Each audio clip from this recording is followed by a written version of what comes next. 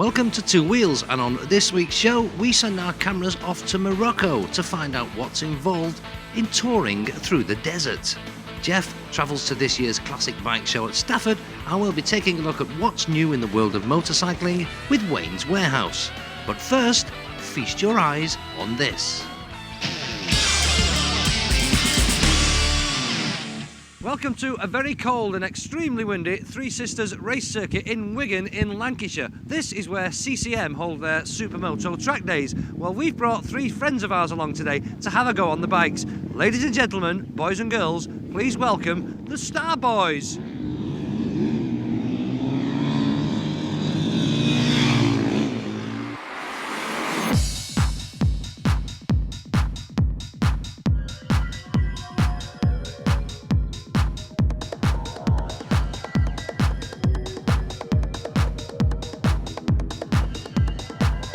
And we know it's illegal for everybody to pass you on the left, so he would get in the fast lane and do 40 miles an hour.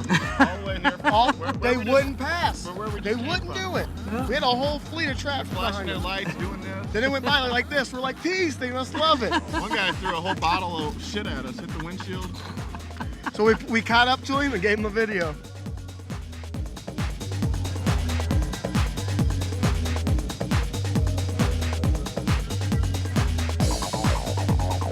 Let me clear my throat.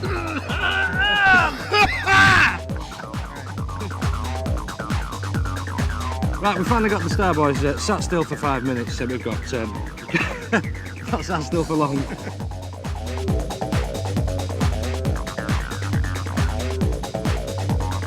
That was Scott, this is Joe and Kevin. So, right, I'll ask you then, Joe, first of all. How long have you been doing this then? How long have you been together? We've been together probably 6-7 years, but as a group, Star Boys about 5. Right. Are you all mates before this? Did you grow up together, you guys? Actually, we didn't grow up together. We actually met out on the expressway. Yeah?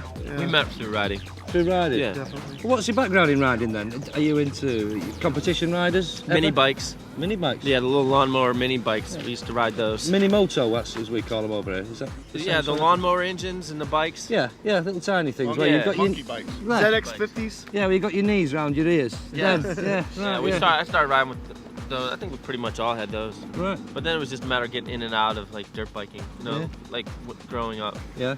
And So- then So where did the stunt thing come into? Where did that start? just boredom. I mean, we're all like, Honestly, just we get bored with life so easily. Instead of choosing the path of drugs, we choose it in other forms of like adrenaline stuff. So I've my whole life, and pretty much all of us are probably about the same. We just try to do things. I do That's- drugs.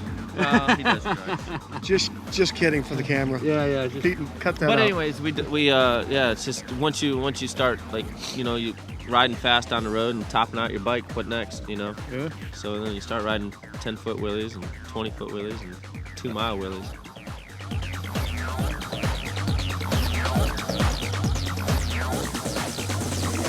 So where did the idea for the Star Boys come from? Because it's a show thing now that you're doing. You've got a big image now. I mean, did you suddenly think, hey, we can make some money out of this stunt business, or what? We just started 4 years ago. We started filming what we were doing. Did people come to watch you, like doing your stunts in the neighborhood? We made FTP for us, for ourselves. Just like you didn't. it's just like a home movie, you know, when you go Right. film your kids. That's all it started to be. Let me talk about the bikes. You all use fire blades back home, Right. and they're covered in fur. I mean, this is your trademark now, the furry blades. Did you hear the trademark part? No. See? Well, it is, isn't it? It's a No, I know trademark. what that Yeah. is, babe. But I mean, where does that come from? Is Just there a being reason? different. It's not, we wanted our bikes to match our riding style. Right. Something aggressive, something that's totally crazy, off the wall that you'd never see. Yeah. What else? I mean, so just come out with the most outrageous thing. We just started covering them in fur. It's I mean, actually no one, not fur, it's just cloth. You know, over here they thought maybe we were. Oh, you get all the killing animal animals. rights people. Yeah, we- yeah, it's- they're like freaking out, thinking we're going out to Africa and slaying Which it lions is, and you know. shit. It's just at a fabric store. Yeah, it's just fabric. How have you gone on since you've been on? Is this your first visit to the UK? Yes, Right. It's been great. it's been great. We got a real. We were started up in Scotland, and we got a real warm reception up there. It was unbelievable because we had no idea.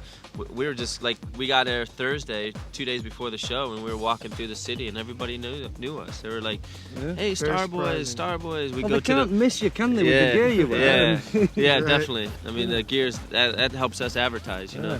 But even in the bars and stuff, we had tons of people coming up, and the show went well aside from the weather. But we can ask you about the weather, because at Scotland, we were in Scotland with you, and it was I had no idea. that deep in water, Right. wasn't it? And it was you were doing, The Kevin, hill. you were doing stoppage, sat over the bars, vertical. I mean, it's crazy. Did you ever have to ride like that in No, we America? don't. Well, it rains a lot, but we don't. When it rains, we drive cars. Right, yeah. We don't ride in that stuff.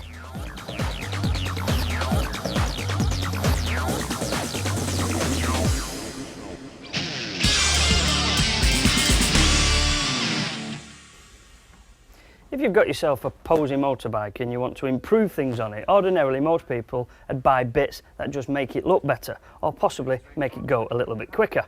But that's not the only important thing you need to spend your money on. Of course, if it goes quicker, you need to stop it as well. And brakes are often ignored. Well, don't ignore them anymore. Consider the various options. First of all, cheapest and easiest thing to do is when you do go into your motorcycle shop and ask them for some new brake pads, don't necessarily buy the cheapest. Because for £3 or £4 more than the cheap standard pads, you can buy something like these, double the H as they're called, which are performance pads, and they help your braking that little bit easier. Then you can advance that a little further by putting on some braided hoses, which cost various amounts of money depending on how much pose you want, of course, but like £20 puts one line on, and it just increases depending on how many lines, what colour you want, so on and so forth. So it's not an awful lot of money to help your brake performance. But if you want big pose and you want to really make better braking system on your bike, then you've got to change the discs. Now your disc will wear out perhaps after several thousand miles, and to buy an original disc you can actually spend as much money and get a performance disc. So let's give you some options. At the top there we've got an EBC ProLite disc, and they've been designed for regular road use at the same sort of money as it would cost you for replacement, but they've got a bit of colour about them and they look good. They also do one that's specific for race use or possibly track use. So if you do some track days, you can buy those. Cost you a little bit more, £20–30 more, but they are designed to accept the heat that you give it when you do several laps around the course, and obviously hard braking. They're purposely designed for that, and they wear well, of course, as well. Then, if you want to go big pose and spend some money, look at that. You've got a disc with all sorts of waves on it, and these are produced by a company called Braking from Italy. And you can add a nice caliper to go with it at a couple of £100 as well. And you might think, a few £100 for a caliper, wow. But it might cost you £50–60 for a brake seal kit. They cost a lot of money, brake seal kits. Add that with the labour intense of repairing a seal kit on your calipers. You could have bought a caliper that has got some pose with it as well. Further down on this bundle here on the wall is some very impressive stuff. You've got very advanced brakes here by PFM. You've even got a disc and a caliper matched. This costs you around £1,000. That is proper pose. And further down here, these are AP Racing caliper and discs. And a collection like this on something like an R1 will cost you £1,200. But they look the part when fitted, as you can see on this R1 that we put some on earlier. But if you want total pose, this is what you need. I'm going to put these down and I'm going to show you this.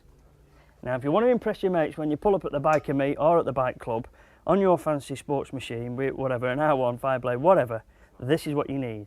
You get a wheel and you get this, a disc that fits to the rim.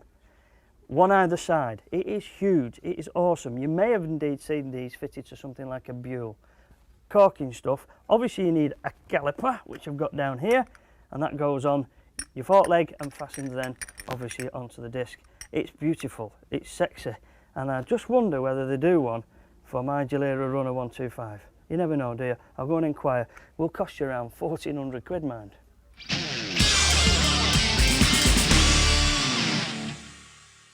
Still to come on this week's Two Wheels, we find out what's involved in touring across the Moroccan desert, and we catch up with Jeff at this year's Classic Show.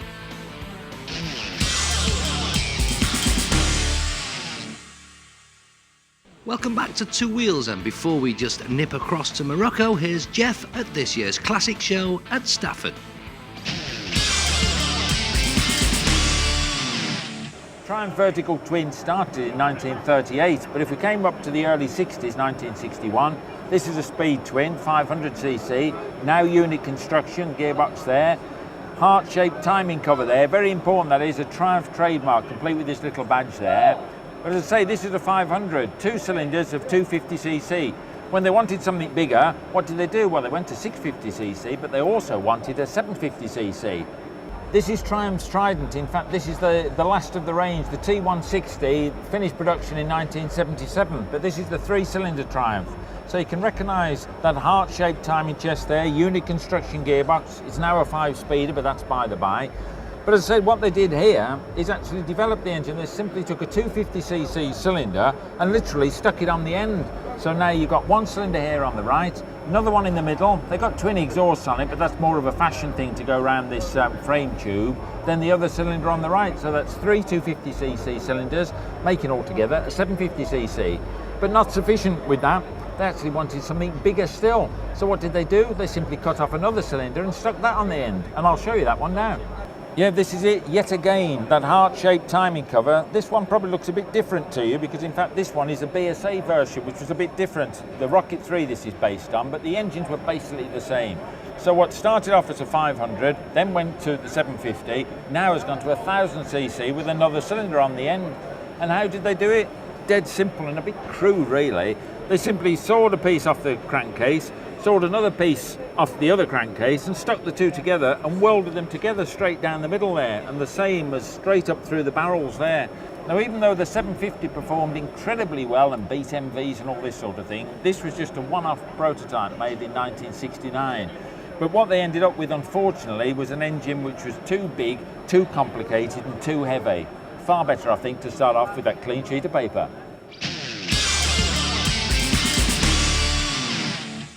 I've just been flicking through a lot of these motorcycle magazines and it's occurred to me that in every one of them there are lady bikers, there are pictures of them, there is stories about them, and I've realised that there are no lady bikers on our show.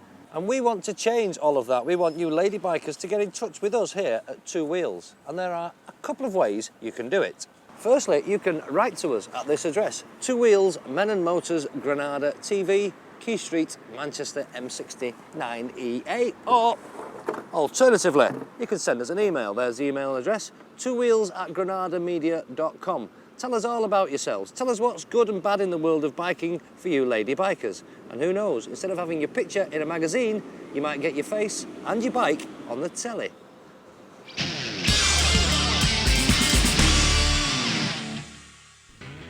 Some 4 years ago, I was lucky enough to be invited to join a group of riders on a motorcycle adventure. We travelled to Andorra, to the Pyrenees, to try some off-roading. We rode through deep mud, 12 inches of snow and the odd river. After 4 days of such riding, I was a physical wreck, but I can honestly say it had been one of the most amazing motorcycling experiences of my life.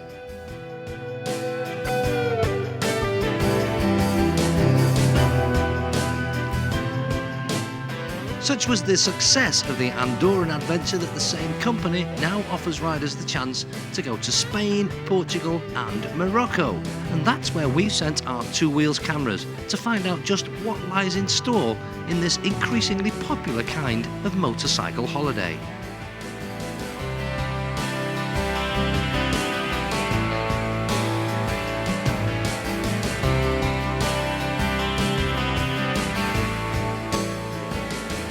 My name's John. I've been off-road riding about 10 years here in Morocco and in Spain, Andorra. We set off from Andorra 5 days ago. It's actually a 4-day drive to get down here. First day we did about 600-700 k's, just got south of Madrid. Next day we crossed over the straits, got into Morocco. Day after that, the third day, went down just north of Marrakesh, stayed in a place there. Fourth day, which is the day we're coming over the high pass, got down here, about 2,200 k's. It's a nice country, nice people, even though it's Islamic, it's not, it's not ardent Islam. Very tolerant people. Scenery's great, it's close to Europe. Many reasons, but I think it's mainly the closeness to Andorra. And yeah, the tracks and trails are great. There's the complete variation from rock desert to dunes to the high Atlas. and their tourist infrastructure is fairly good as well, so the hotels are nice.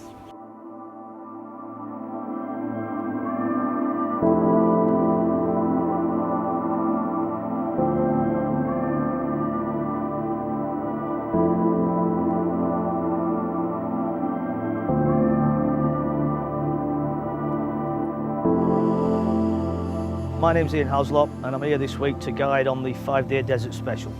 I've guided for the last 2 or 3 years out here for a few days a week, but back at home loads of trail riding back in England and also quite a lot of enduro racing. We work on the GPS system, so every day's route is programmed in at the start of the day. And I guide everyone, I'm up front and away we go, and I'll just guide off the GPS. It's a fantastic piece of machine which you need in the desert.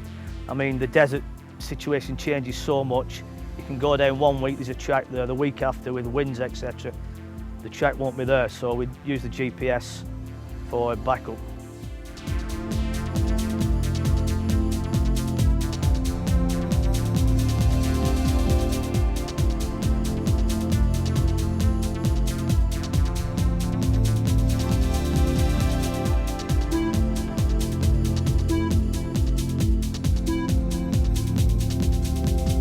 I'm Sue, and we started about 6 years ago. It was started in Andorra. It came from an idea of John's, actually. He wanted to do East Africa, but we decided that Europe was a better bet to start with. And so we started up working out of Andorra, offering off-road tours in the southern Pyrenees. And from there we graduated to offering Morocco in autumn and spring, because there seemed to be a gap for something a bit more exotic. And that's been going for, we're now entering our 6th year. Well, basically I've been obviously checking up on the accommodation side of things, setting up all the equipment room where we've got all the clothing and the gear that we supply to everybody before, and we have to equip them all before they set off. And getting the picnic side, if you like, the lunches organised, and doing all that aspect of the running of the company. On the clothing as such, we offer the full thing, because we want everybody to be properly covered as such. Obviously the pants and the trousers, the trousers and the jacket. Then we've got body armour, we've got knee and elbow pads, there's a helmet, which is the full face helmet, goggles, gloves, off-road boots. We supply a 25-litre Scott backpack, because everybody carries a bit of something helping to out on the trail. The bikers, when they're out, have medical kit, which the guide carries. There's a satellite telephone, which is communicatable. You can communicate with the backup vehicle at any time. And all the other gear that's required, maybe the inner tubes, spare inner tubes, the tyre levers, all that kind of thing, which everybody carries a little bit, so that it's spread across the group as such. Basically, I'm following behind the bikers all the time with the satellite telephone, which is of major importance. We carry a big medical kit on board. There's the stretcher, and all the spare parts that might be required for the bikes, though we very, very rarely need them because they've been heavily serviced before each tour goes out. I've always enjoyed driving anyway, and obviously this is a totally different lifestyle, if you like. It's a great contrast, if you like, to a normal day-to-day living elsewhere, and then come down here to Morocco. Morocco, you can't describe the colours in Morocco anyway. You have to see them to understand the vividness of all the colours around here, the people and all that side of it. And the places I get to drive with the four-wheel drive, you wouldn't get to normally as a visitor to the country, because they're off the beaten track, totally.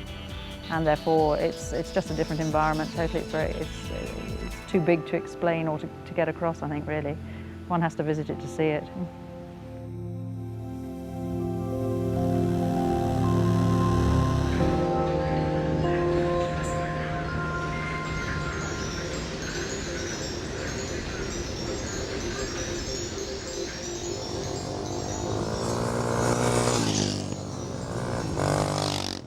We use Honda XR 400s. Basically, they're the best for what we do. Massively strong bikes, very, very reliable. We do make quite a few changes though. And I suppose the most important one is we put on a massive great bash plate. Very rocky in Andorra and in Morocco, so we need to take care of the sun. But starting at the front, we put on Talon hubs and rims. We take away the Speedo pickup, put an aluminium spacer in there. We get rid of, as I said, all the instruments, the lights, change them for a surface unit. We rerun the brakes. They come up the back of the forks, they're much better protected there. Put on bark busters, foam hand grips. What we find is with normal hand grips, lots of the clients get blisters, because most of them are office workers most of the time. Öhlins rear shock, find they're a lot better, far more reliable. It's got an insert from BSB aluminium in Australia, it makes it a bit quieter, doesn't lose any power. Again, the rear is a Talon wheel and hub, very, very strong wheels and hubs. I should probably also mention that we put on Renthal desert bars. They're a lot higher bend, means that standing up is a lot more comfortable. Basically, those are all the changes we do to make what is an unbustable bike almost totally unbreakable.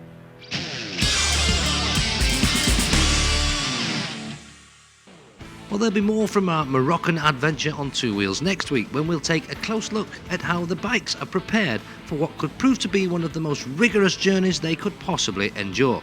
There'll be more from the classic show with Jeff, more Wayne's Warehouse, and we'll learn some more about the crazy Starboys.